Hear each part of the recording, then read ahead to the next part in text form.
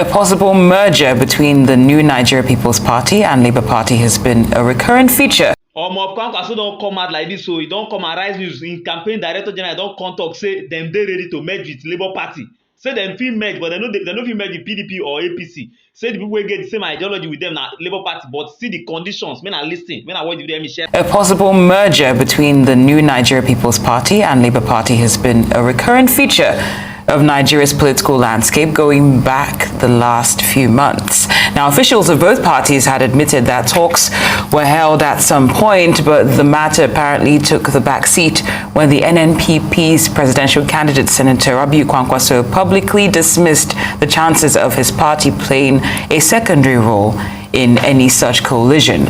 But now those rumors have reemerged, and to help us get a grasp of the true situation is Abubakar Yusufu, who is a member of the NNPP's Presidential Campaign Council and Chairman League of Patriotic Lawyers. Good to have you on Newsday. Thanks so much. So this talk of this merger has been going on for quite a while. Can you put the rumors to rest? Is it happening? Is it not? Well, it's an ongoing thing, and let me here now tell you this, that other than the Labour Party, my presidential candidate or my president Ikoko is ready to associate, so to say, any political party that can absorb or that can make the people his theme or ideology. It's not only Labour. He's watching keenly other parties, but the Labour appears to be the most appears to be the closest to us in terms of ideology. So one thing should be very clear: we are not ready to play the second veto. If you know Rabiu Musa Kwankwaso very well, you will know that he has profuse, credentials. Two-time governor of Kano State, envoy to Darfur, and worked on Somalia. Minister, senator, and what have you. So let me make it very clear: it's not a do or die thing. But if you can really assure Rabiu Musa Kwankwaso that the poor will be rehabilitated, that our health care will be taken care of, and other things that are really debilitating the poor, I can tell you that Rabiu Musa Kwankwaso is ready to take the backstage, and he's ready to. But right now we are going on with the election. We are not thinking of any media whatsoever. If he wins, he will be the statesman that he has always been. If he does not win, well, he will throw in his cap, and he will relax with the greatest political decorum. As of now, we are not thinking of any measure, and we are pursuing our campaign. If I leave here now, I'm going to Ibadan on the 2nd. I'll be standing side by side with Rabiu Kwankwaso to conscientize the people. From Benin, we are going to Asaba, because the Kwankwasia movement, is an idea, whose time has come. Finally,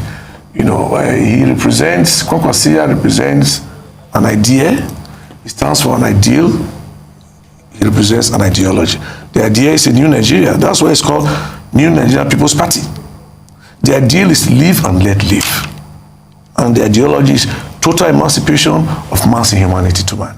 And we are pursuing this thing with a lot of gusto, and we are not about to turn around. Absolutely, and we can see that. Now, there have been several projections, several polls that have been released over the past few months with regards to what could likely happen on election day, or rather post-election day. Your candidate, as much as he has been unanimously acknowledged as a strong candidate, has not yet emerged in any of these projections or polls as a frontrunner or a possible winner.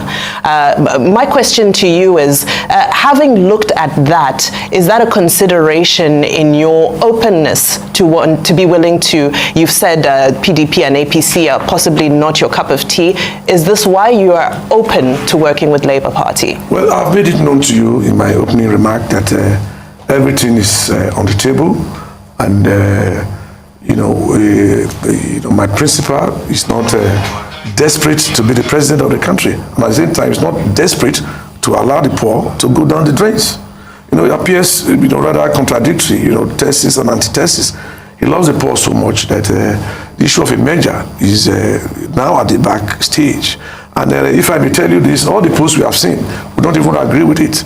One weak point, weak in quote, of the Kwankwaso movement is that led by my boss, my presidential candidate, and by the grace of God, my president, is that he does not hog the headlines. You know, whatever he has done, you know, he lives with the people. That's why people see him at times from the spectacles of, you know, an Aminu Kano, you know, because he is of the opinion that, you know, come February 25th, we are going to win the election. And all these posts you have seen so far, I want you to dismiss it as a sublime piece of mysticism and a high-sounding nothing. Sorry, you just okay. That's great. You are entitled to your opinion, and that's completely fine. But I'm also curious. When there was speculation about the merger, we saw that it did not fall through because it was possibly leaked by the Labour Party. That was a few months ago. And we also saw that one of the reasons why that was frowned upon, or a merger was not being considered in the past, was because it was projected that Peter Obi would be the presidential candidate because he's from the Southeast, and it's time for the Southeast to, you know, bring a president. So I'm just wondering, since now you're open to a merger, if those speculations are true, what's changed? Well, like I told you, the major thing is not what is uppermost in our mind now. It's there. What is uppermost in our mind is for us to capture power, to be in Aso Rock, and really ensure that, you know, the ideology of Kwankwaso is made manifest. You know, we are not, like I told you, we are not engaged any merger, but at the same time, we are not ready to play the second fiddle. Because the Labour will tell you that our party is no longer a party. It has grown into a movement that has no strength of its own, that is unwieldy, that has no, you know, if you are home, they say, the masquerade, before the masquerade goes out to dance, you should be able to convince your home world that you dance very well. You know, Labour is a good party, is the best, you know, in terms of our relationship, but don't forget that in the Southeast, Labour Party has not been totally accepted as the way, you know, our Kwankwaso movement is accepted in the entire North and even in the South. So how can, you know, a man that has no strong support, for want of a better word, at home, come and lead a merger with a Kwankwaso movement? So our movement is resolute, our movement is strong, our movement is determined to seize power from this evil past that refuse to quit the scene. They want to dominate the present, they want to usurp the future. A Muzadek with the complexes of Gangatwa, a Marats that think that they believe that they are plateau. So what we are thinking about is going from state to state, schools, we are visiting schools, we are visiting market women and labor group. So I must tell you that the issue of a merger is there. We are ready to merge with whosoever is ready to imbibe our ideology. And that's why we're asking everybody, including the fourth estate of the realm that you represent, that our hands must be, all hands must be on deck. Like that man from Algeria, Francis Fanon, was born in 1923, he died in 1961. Said tomorrow or the future will have no pity for those people, including you and even myself, who possessing the exceptional privilege of being able to speak words of truth to their oppressors, but they are taking refuge in an attitude of passivity, mute indifference, and sometimes of complicity. So whosoever is going to merge with us must identify with our ideology.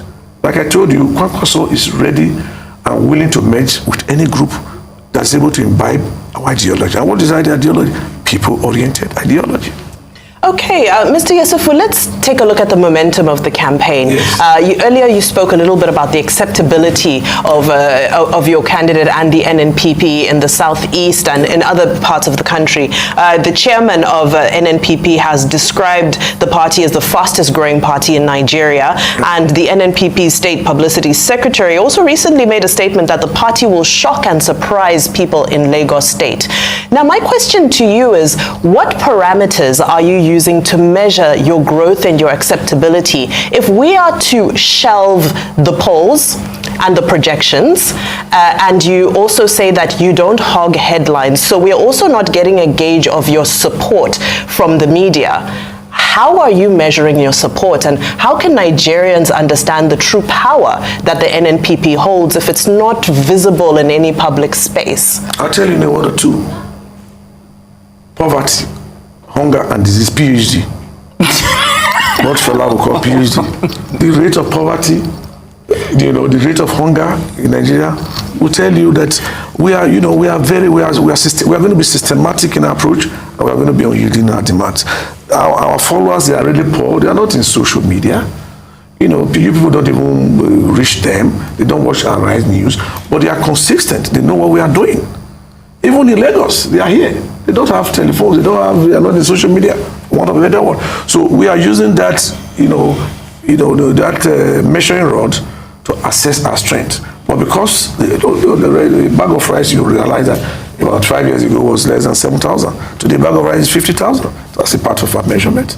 That's why Rabiu Kwankwaso, my leader, is not ready to, to come to the public space like the mainstream media and even the social media. His work, his past work, is actually speaking for him. And we are not relenting, and we are not about to turn around. That we are winning this battle is not in doubt. Like the chairman just told you, like you explained, we are going to win this election. We are going to win it convincingly. So that's why we are not even following the polls. But we are trying to also educate the Nigerians that might be carried away by what I may call Aristides illiterate voter. That may be in a very subtle term. Aristides was the hero of the Wapus War. He was known for his incorruptibility. He was very just. So much so that he arrived at Temistoko, initiated this famous ostracism, the idea of sending people out of the old Greek city-states. So as he was going to vote, he met an illiterate voter. Illiterate voter was determined to vote for the public opinion. He said, look, inscribe into this ostrich share the word Aristides so that I too will vote for his banishment. And the man asked him, has he ever offended? He said, no, but I hear people, social media, or the social media quote, saying that this is that and this is that. We don't want people to be misled. But like Aristides, illiterate voter, they inscribed into that ostrich share and he voted for the banishment of Aristides. 3 years later, as history will have it, Aristides was recalled back from exile when Zeze of Persia threatened with his Christian armada to dismantle the Greek city-states. And it's also in that same history that Aristides distinguished himself in the battles of Plataea and Salamis. This is Abubakar Yusufu Kwankwaso movement. Great.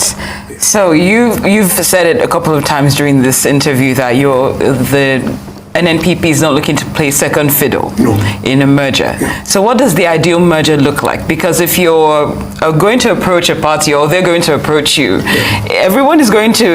each party is going to try to project their own interests.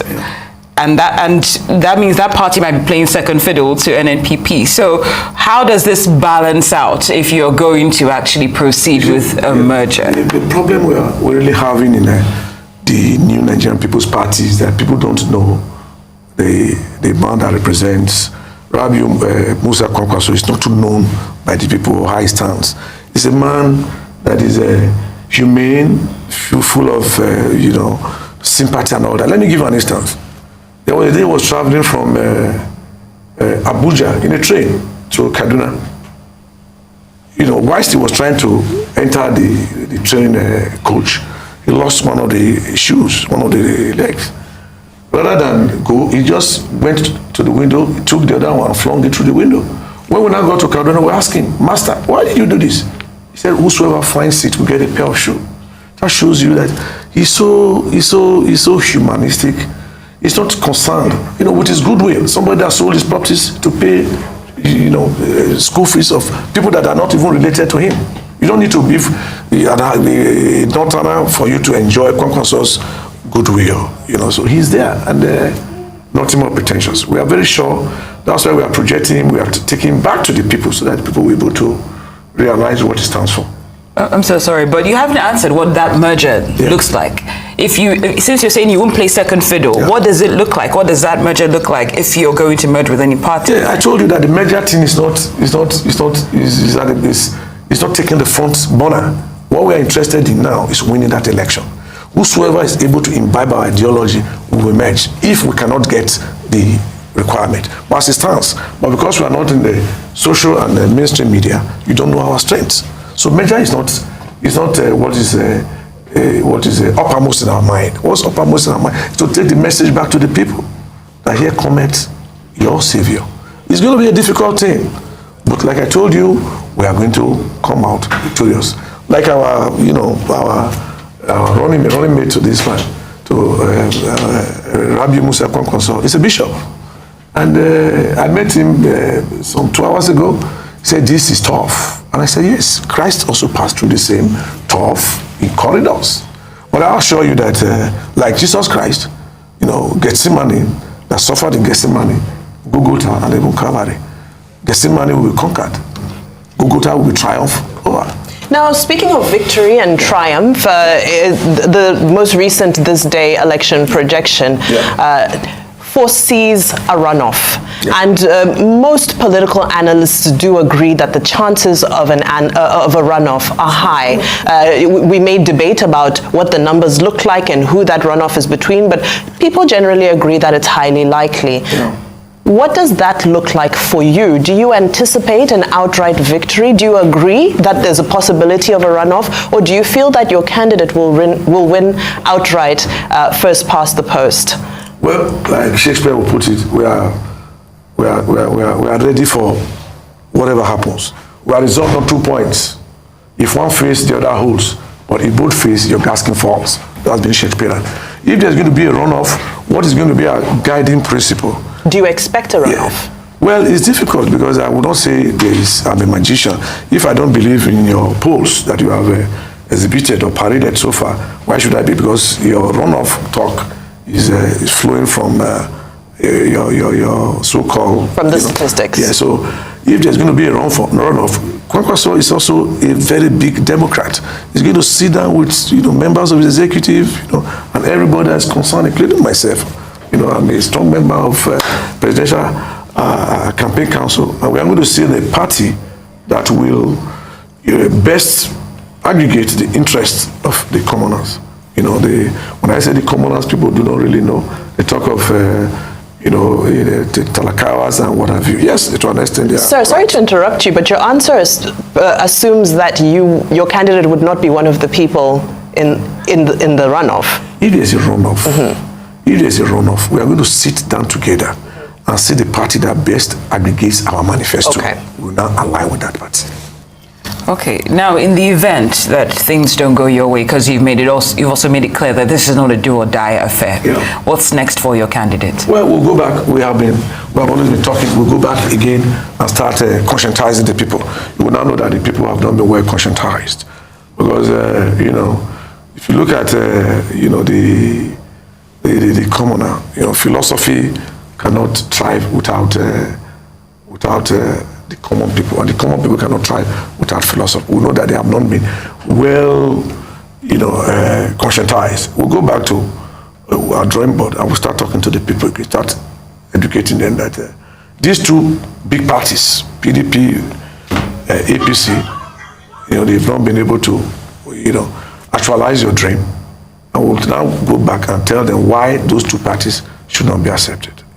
One, like I mentioned a while ago, the PDP is coming from the past with a broken moral compass. APC is a damaged brand. So we are left with two, NNPP and Labour.